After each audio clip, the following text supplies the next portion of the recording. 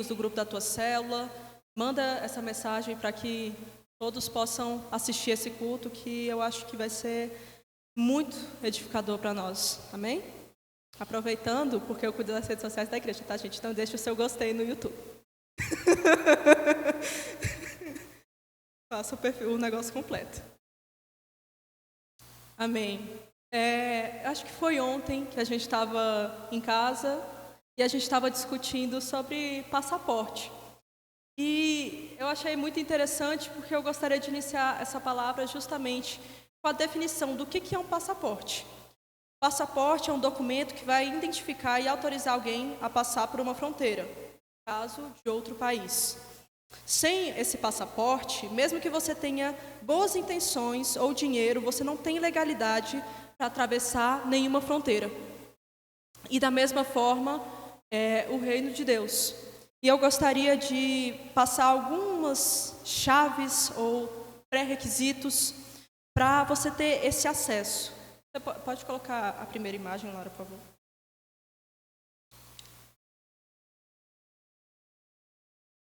O primeiro o reino de Deus não é por aparência. O mundo, ele é muito por aparência. A gente pode ver na história de Davi que Samuel, quando vai ungir, ele olha para o físico de Eliabe. Ele olha um homem alto, um homem forte, mas Deus, ele olhou o coração de Davi. E também a gente pode ver lá em 1 Pedro 3, que Pedro ele fala uma advertência para algumas mulheres, né? E ele fala que a beleza de vocês não deve ser por enfeites exteriores, no uso de joias de ouro ou roupas finas. Pelo contrário, esteja no ser interior, que esse não perece. E muitas vezes nós, como cristãos, nós vivemos de aparência. Aparência no sentido de criarmos uma fachada onde simplesmente a gente coloca a nossa Bíblia, né, debaixo do braço e a gente acha que somente isso que nos define. E algo que acontecia muito na época de Jesus é que os fariseus, eles davam esmolas para serem vistos, eles oravam de pé para serem notados. E nós vivemos numa geração que é muito cheia de superficialidade, que vivem à base de sentimentos. Hoje a gente pode ver nas igrejas dois tipos de crentes. Um, que é o crente termômetro, que é o que mais acontece. O cara chega na igreja, vai no culto, não senti a presença de Deus hoje. O culto hoje foi fraco. Não, a palavra não senti a palavra hoje. Esse é o crente termômetro, que ele só serve para medir. E o pior, é medir segundo a opinião dele. Porque não é nem a Deus, ele mede segundo o que ele acha. Mas a gente também tem o cristão, o crente, que ele é o termostato. O termostato, diferente do termômetro, que simplesmente mede, o termostato é o que vai definir, que vai ajustar a temperatura daquele ambiente. Então nós vivemos numa geração que, em vez de querermos ser um termostato, que enquanto estamos em um lugar, nós trazemos a presença de Deus, nós trazemos a fé para aquele lugar, nós queremos ser o crente termômetro, que simplesmente chega e diz que o culto hoje não foi bom. Foi fraco, não senti. Hoje o que mais tem dessa nova geração são cristãos dessa forma, que vivem por sentimentos, que vivem querendo arrepios, que em vez de viver por essência, querem viver por uma experiência. Amém? Então, eu acho muito interessante porque se criou, principalmente nessa nova geração, não diria um estereótipo, mas uma coisa muito interessante, porque hoje em dia as pessoas elas vestem a camisa Jesus Save Bro, e ela é muito legal, a camisa ela realmente é bonita, mas essa camisa ela é fácil de tirar e fácil de pôr. Então você simplesmente se vestir com uma camisa com uma mensagem de salvação, mas se a sua vida não for um testemunho vivo dessa salvação, nada adianta você colocar aquela camisa, que ela não vai fazer efeito nenhuma, só vai ser uma estampa bonitinha. Só vai ser uma aparência que você vai colocar. Então, eu quero que você entenda que não importa a camisa que você esteja vestindo, seja uma Jesus Save, ou seja, uma saia até a ponta do seu pé, isso não te esconde de Deus. Não esconde o teu coração, não esconde as tuas atitudes. Então, esse primeiro tópico é: o reino não é por aparência. Segundo, pode colocar o segundo, que é: o reino de Deus não é por grandeza humana. Pode abrir comigo em Mateus 18, do 1 ao 4.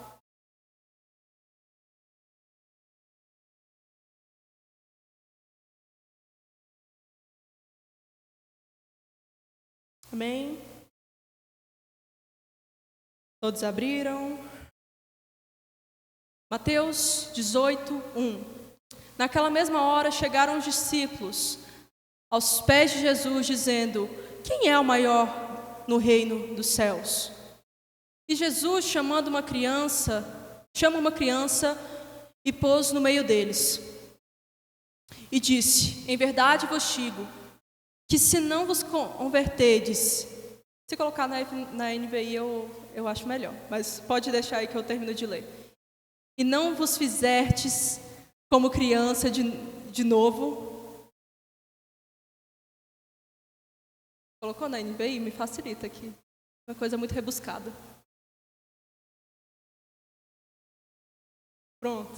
Em verdade lhes digo que, a não ser que vocês mudem e se tornem como crianças, jamais entrarão no reino de Deus. A versão anterior, fala se você não se converter e ser como uma criança. E nós podemos ver nesse versículo que os discípulos de Jesus estavam com o coração em um lugar errado. Você pode deixar no versículo 1. Pronto, obrigada. Nós podemos notar aqui que o coração deles estava no lugar errado, porque tanta coisa para se perguntar para Jesus. Imagina, você com Jesus, tanta coisa para você falar com Ele, você chegar e perguntar: ei, quem vai ser o maior da gente aqui no seu reino, Deus? Mas Jesus, Ele usa de uma criança para quebrantar o orgulho daqueles homens. E nós podemos ver aqui, Lara até pregou um pouco sobre isso, eu aconselho você, a gente está no YouTube da igreja, a palavra dela. Eu brinquei com ela que ia ser parte 1 e parte 2, que ela usou esse mesmo versículo semana passada. Mas nós podemos notar que o reino de Deus não é sobre quem é maior, quem é melhor, mas é sobre quem confia. Porque uma criança, ela é dependente do seu pai para tudo.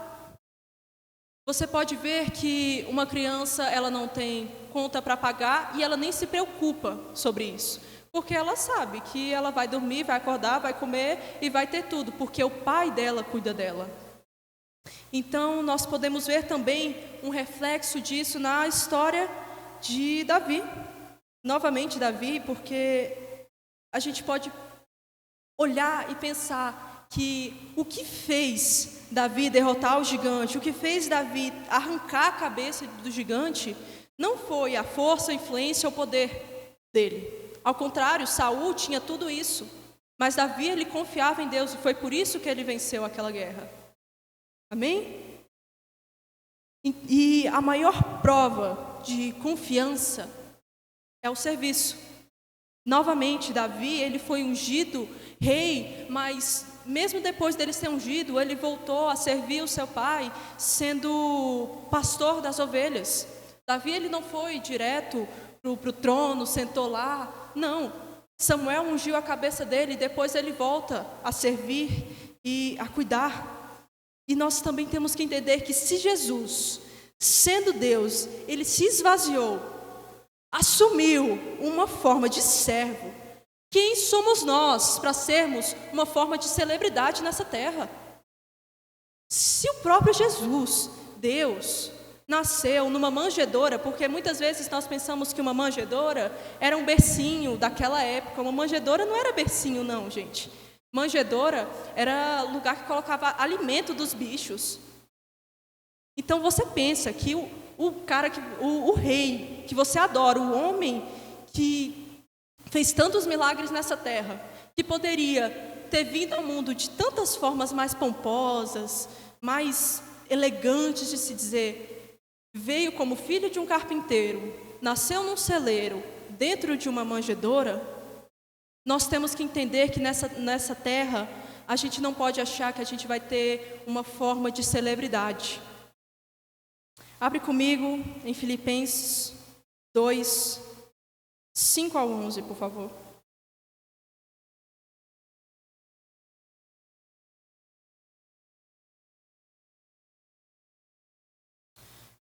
Seja o modo de pensar de vocês o mesmo de Cristo, que apesar de ser Deus, não considerou que a sua igualdade com Deus era algo que deveria ser usado como vantagem. Antes esvaziou de si mesmo, assumindo a forma de servo, tornou-se semelhante aos homens. Sendo encontrado em figura humana, humilhou-se e foi obediente até a morte, e morte de cruz.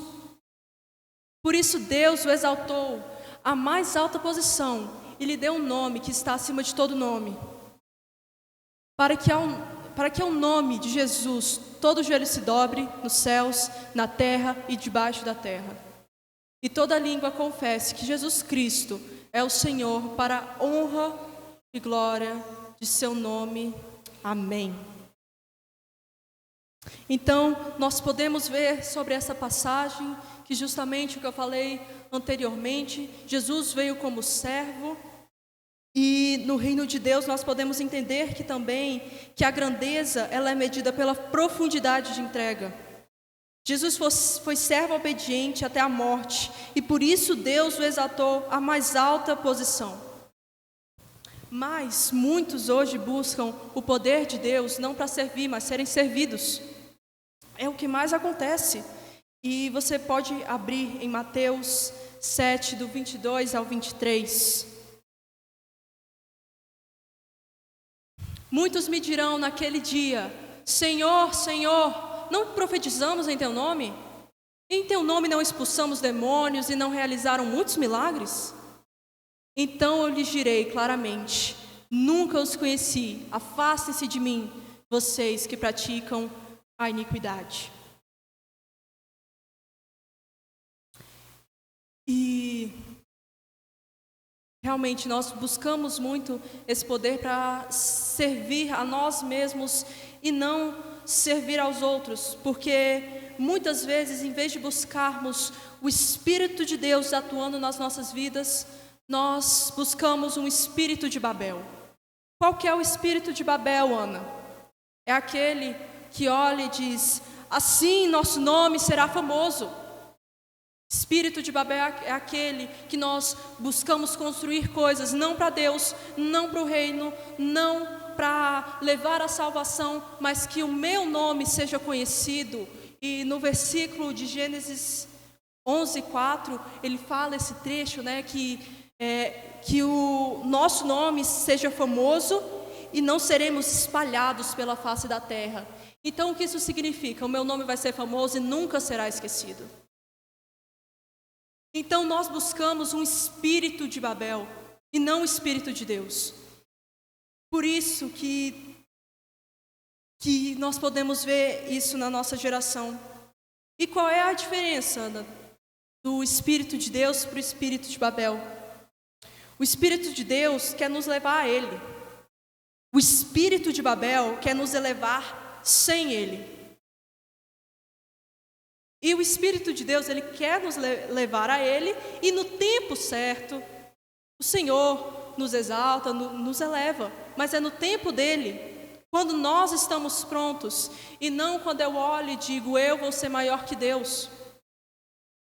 Porque o ser maior que Deus, o colocar o eu como Senhor da minha vida, é uma idolatria. E a raiz de toda idolatria é quando eu faço a substituição de uma pessoa, de algo, de qualquer coisa que não seja Deus na minha vida. E na palavra de Deus fala claramente que os idólatras não herdarão o reino dos céus. Muitas vezes nós achamos que a idolatria é, está só naquele povo ali do lado, que é aqui do lado da igreja. Mas não, a idolatria, ela está nos nossos corações quando nós não damos a honra que Deus merece. Quando nós decidimos sermos o centro das nossas vidas.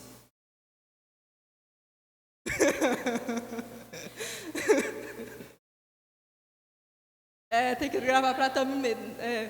Esqueci dessa parte. Mas vamos voltar aqui. Então, isso é uma coisa que nos tira do reino de Deus. A vontade de sermos maior que Deus. Você pode ver isso também claramente em Adão e Eva.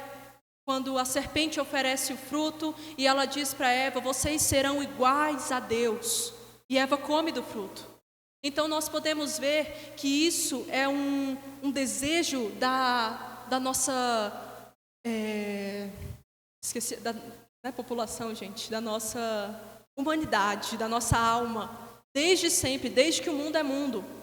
Porque desde o jardim nós podemos ver essa vontade de se equiparar a Deus, o que é algo impossível, porque o homem, ele é falho, ele é imperfeito em todas as suas formas. O Senhor é o único que é onipotente, onipresente, onisciente de tudo. E nós, homens pequenos, achamos que em algum momento a gente vai conseguir se comparar a Deus. Mas a verdade é que mesmo que você tente a sua vida inteira, você não vai chegar aos pés do que é Deus na sua vida. Porque eu duvido, porque eu não conseguiria fazer isso, mas Deus enviou o filho dele para morrer no lugar de gente que nem merecia. Um filho meu, eu nunca faria isso na minha vida. Eu não sei se você faria, mas eu não faria isso. E nós podemos ver tamanho amor e bondade e misericórdia e a graça que se renova nos nossos dias, todos os dias. Porque se eu estou respirando hoje, se eu estou falando com você, é porque o Senhor me deixou fazer isso. Porque a gente acha, o ser humano, ele acha que ele é eterno. A gente tem esse sentimento que as coisas nunca vão acabar e que a gente vai viver para sempre.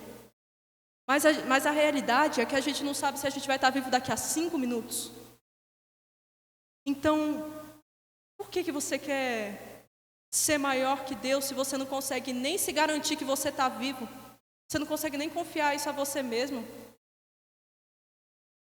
Então, novamente, o reino dos céus é para quem confia em Deus e não para quem canta mais bonito, não é para quem prega mais bonito, não é para essas coisas que simplesmente são passageiras. Porque até sobre essa questão da aparência, quem é uma coisa tão superficial, gente, porque você pode até ser bonitinho hoje, mas daqui a 40, 30 anos, você não vai estar tão bonitinho. Então, vamos lá, né? Então, Ana, qual é o caminho de volta para o reino de Deus? E o primeiro passo para você ter o seu passaporte para o reino de Deus aprovado é se converter. E muitas vezes nós achamos que, eu já me converti, mas é muito interessante que conversão, a palavra conversão no grego é epstrefo, significa voltar-se, virar-se ou dar meia volta. Nós também temos a metanoia, que o que significa uma metanoia é uma mudança de mente. Então, com essas duas definições, eu posso entender que eu tenho uma conversão de fato quando a minha mente é transformada e os meus pés, que antes estavam virados para um lado, eles viram e seguem, e seguem o mesmo rumo da minha mente transformada. E muitas vezes nós não conseguimos ver isso nas pessoas, até que inclusive estão na igrejas, porque elas são convencidas, porque existe essa diferença da conversão para o convencimento. A conversão, como eu disse, é a partir do momento que os meus pés, eles se viram e seguem a minha mente que foi transformada. A mudança é completa. Mas, quando eu sou convencido, eu só acho aquelas palavras muito lindas, eu acho lindo o Evangelho, mas eu não vivo isso de fato na minha vida. É como eu dei o exemplo anteriormente sobre a camisa 16. É lindo a aparência, você pode achar muito lindo o conceito, mas se isso não for real na sua vida, a postagem que você faz no Instagram, Jesus salva, ou de versículo bíblico, a camisa que você usa, ou seja lá o que você faz, ela não será eficaz em nada. Porque se esse Jesus que você diz servir nem te salvou, você quer que salve os outros?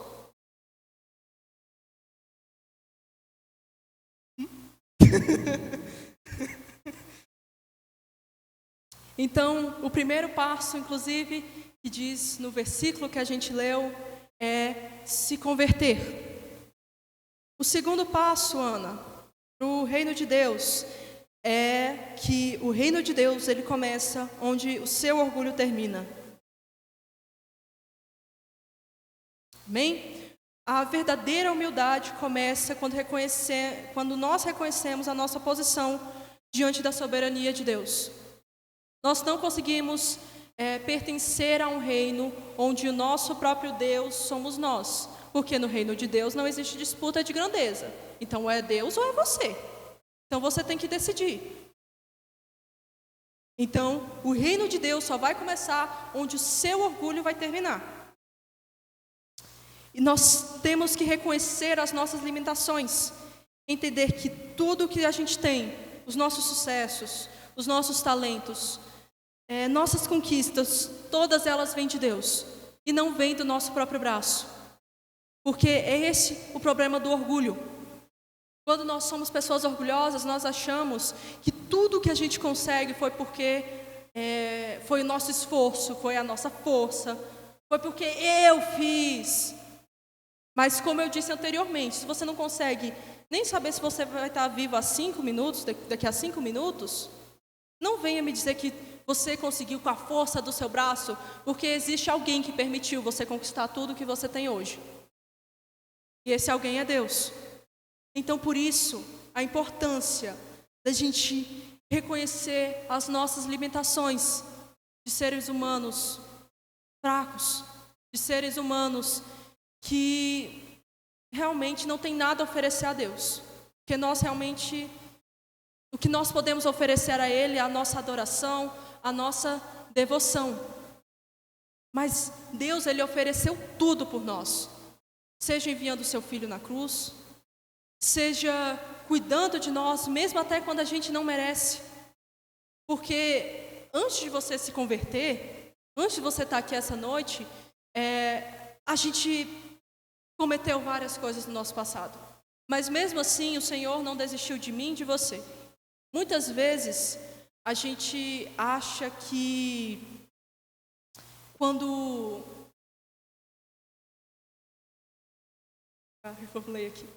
A gente acha que simplesmente a gente se converte, isso é muito legal, e a gente acha que tudo a partir disso vai ser maravilhoso, vai ser incrível, não vão ter problemas, o mundo vai estar, o caminho vai estar direitinho aqui.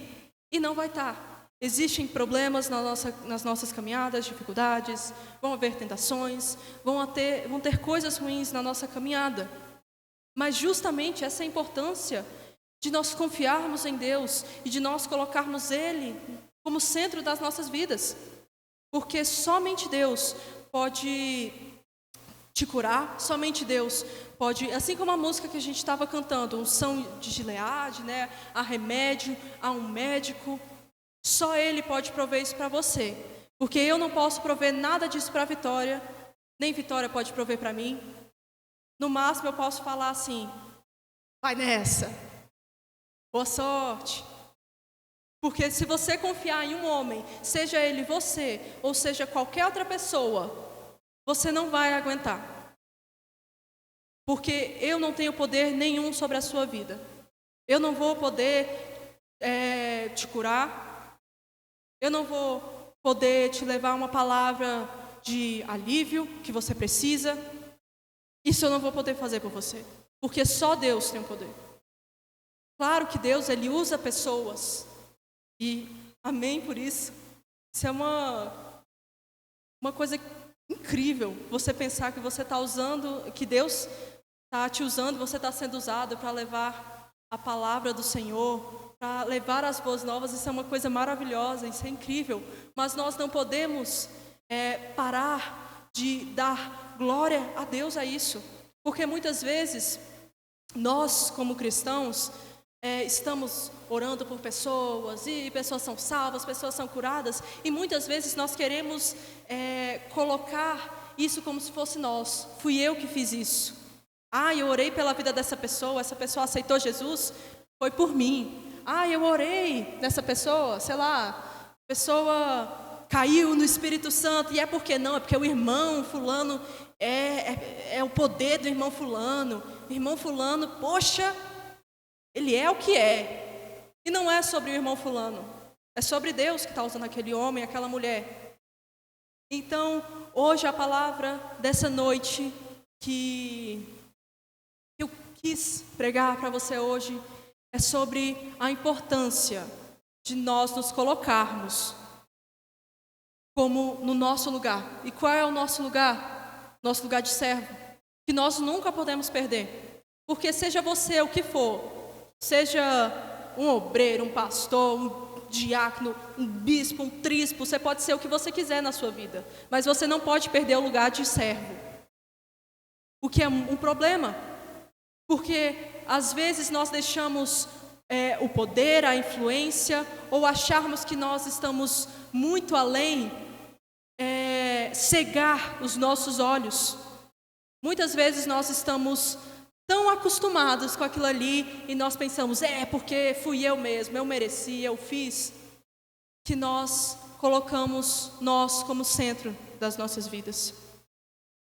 E essa noite eu gostaria que você se levantasse. Pode desligar a luz, por favor. Gostaria que você se levantasse, fechasse os seus olhos.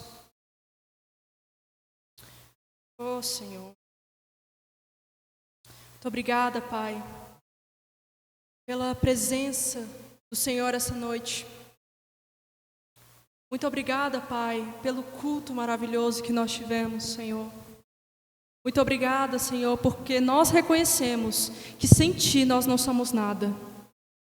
Muito obrigada, Pai, porque mesmo nós, sendo tão pequenos, Senhor, o Senhor mesmo assim nos ama, não nos desampara, Pai, e mesmo assim nos chama de filho, porque nós mesmos, nós não merecemos isso.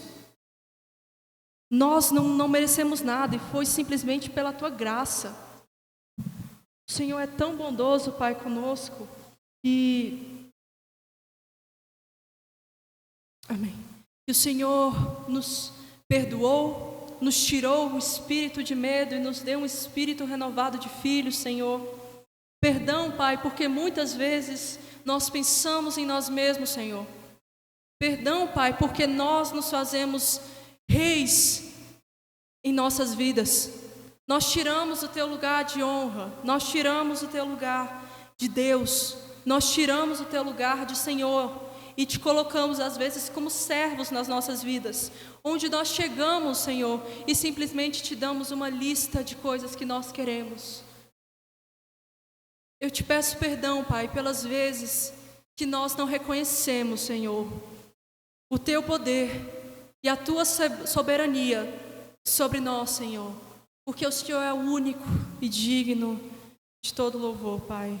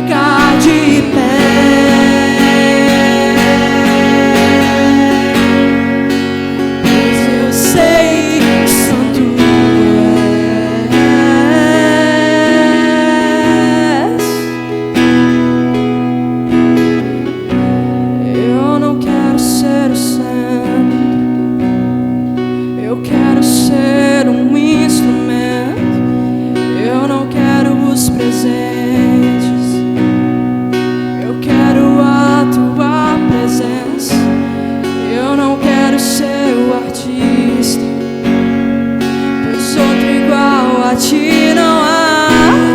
Eu não quero ser adorado, pois eu nasci pra te adorar.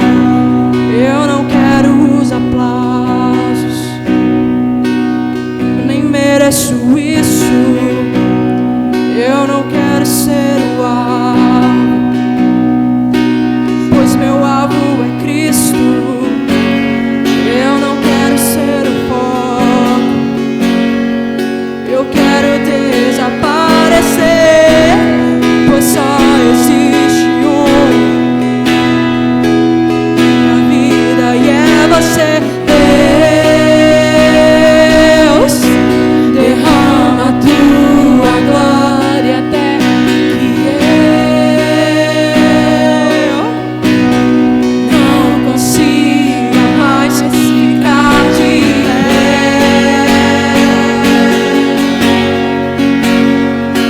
pois eu sei que santo és.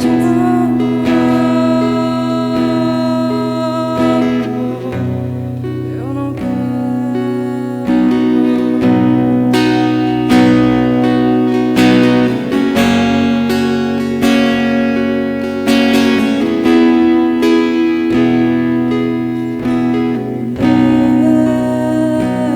Deus, derrama a tua glória até que eu não consiga mais ficar de pé, pois eu sei, pois eu sei.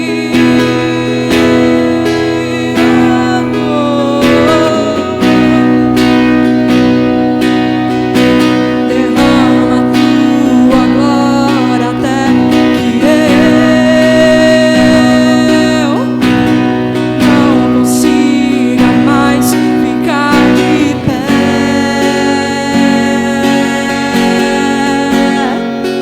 pois eu sei que santo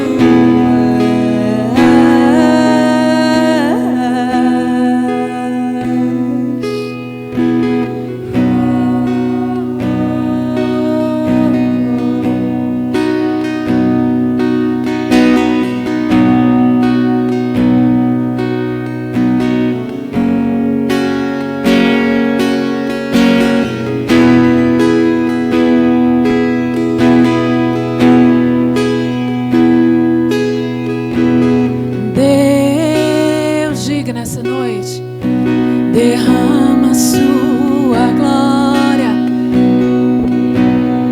Nessa noite nós entregamos, ó Deus, o nosso louvor, o nosso culto a Ti. Oh Espírito Santo, que essa palavra venha ser plantada no nosso interior, que possamos aprender, Jesus, que tudo é para Ti, é por Ti, que somos apenas instrumentos do Senhor nessa terra, mas que toda a honra e toda a glória sempre será dada a Ti, Jesus.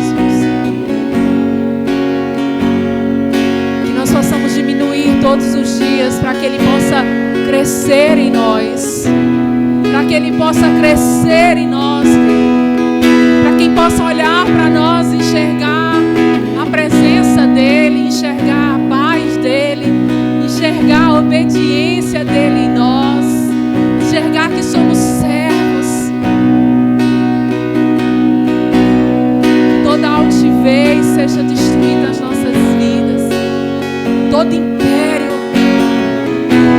seja destruído em nome de Jesus, mas que só o Senhor possa crescer em nome de Jesus. Amém.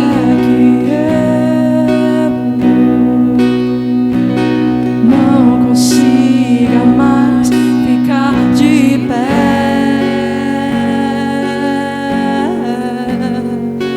pois eu sei que